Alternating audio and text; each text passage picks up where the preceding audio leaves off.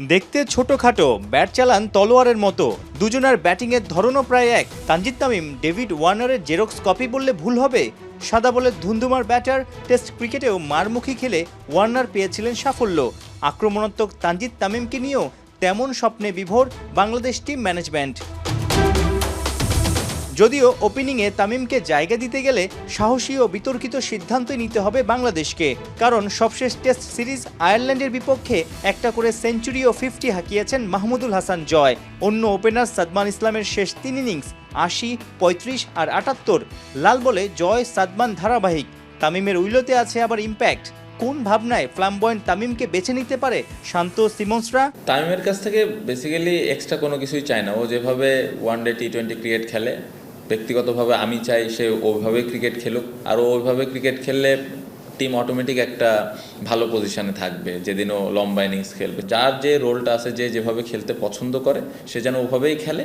But তামিমের মতো character টিমে একটা বাড়তি ইম্প্যাক্ট অবশ্যই রাখবে। 3 পেসারের সাথে তাইজুল, অলরাউন্ডার কোটায় মেহেদি মিরাজ। শুধু ওপেনিংয়ে তানজিদ তামিমকে নিয়ে হবে আলোচনা। তাছাড়া সেটেল ব্যাটিং অর্ডার।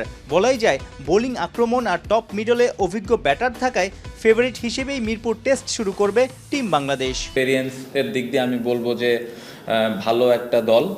সো উইকেটটা যেরকমই থাকুক, ভালো পেসার, ভালো স্পিনার আমাদের দুই দিকেই আছে। আমি অ্যাজ এ ক্যাপ্টেন হিসেবে চাইবো যে হোমেও ম্যাচগুলো আমরা জিতি এবছর, এই লাস্ট 2 বছরের যে সার্কেল আছে। এবং আমি যেটা পার্সোনালি অ্যাজ এ ব্যাটসম্যান হিসেবে আমি ব্যক্তিগতভাবে যেটা চাই দলের কাছে, যে ফার্স্ট ইনিংসটা আমরা যেন ভালো ক্রিকেট খেলি সবসময়। 2019 থেকে 21, এরপর 21 থেকে 23, পরপর 2টা আইসিসি টেস্ট চ্যাম্পিয়নশিপেই সবার নিচে ছিল বাংলাদেশ।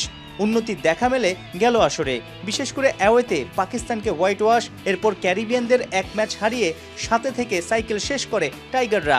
এবার কি আরো উপরে ওঠার সুযোগ আছে? স্লোলি এই জায়গাটাতে ইমপ্রুভ হচ্ছে, যেটা এর আগের সার্কেলগুলোতে হয়নি। এবছর টার্গেট থাকবে আমার মনে হয় যে তার থেকে আরেকটু যদি বেটার পারফর্ম করতে পারি, 4-5 এরকম যদি শেষ করতে পারি খুবই ভালো লাগবে। চ্যালেঞ্জ আছে, বেশ কিছু অ্যাওয়ে ট্যুর আছে যেটা আমাদের জন্য একদমই নতুন হবে। অস্ট্রেলিয়া, সাউথ আফ্রিকা আছে। বাট আমার মনে হয় যে সিরিজগুলো আমাদের হোমে আমরা খেলবো এইগুলো খুব ইম্পর্টেন্ট। এবং অপোনেন্টের স্ট্রেংথ অনুযায়ী আমরা ওই ধরনের কন্ডিশন তৈরি করার চেষ্টা করব উইকেটের, স্পেশালি উইকেটের ক্ষেত্রে। নিশ্চিত করেই বলা যায় ট্রফিটা জিতে সেই প্রতিশোধ নিতে চাইবে পাকিস্তান দল। 24-এ রাওয়ালপিন্ডিতে জোড়া টেস্টেই টাইগারদের সামনে পাত্তাই পায়নি বাবর, শান, রিজওয়ানরা। নিজ ডেরায় কখনো পাকিস্তানকে হারাতে না পারা টিম বাংলাদেশ এবার কি পিন্ডির সেই আত্মবিশ্বাস নিয়ে আরো গর্জে উঠবে?